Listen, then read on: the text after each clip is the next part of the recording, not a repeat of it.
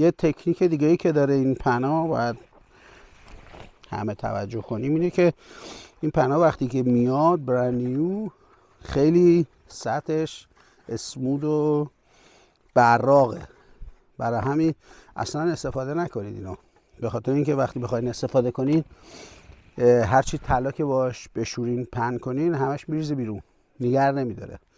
باید یه سنباده وردارین یا سنگ وردارین توشو اسکرچ کنین بکشین توش که سطحش خط خطی بشه، که وقتی که میشورین چون سطحش دیگه صیقلی نیست طلا لیز نمیخوره بره بیرون میمونه. این یکی از ولی طلا چون سنگین تره است. اون که سنگین تره ولی لیز دیگه نمیخوره. این خیلی صیقلیه، لیز میخوره ولی از این دیگه لیز نمیخوره. باید این تکنیک همیشه تو ذهنتون باشه. وردارید نگید چون برندیو خریدید حیف خراب بشه، نه، بزنید اسکرچش کنین که طلا توش بمونه. آقا اسپانسر این برنامه کیه؟ اینستنت سولار. این کلاه اینستنت سولار هم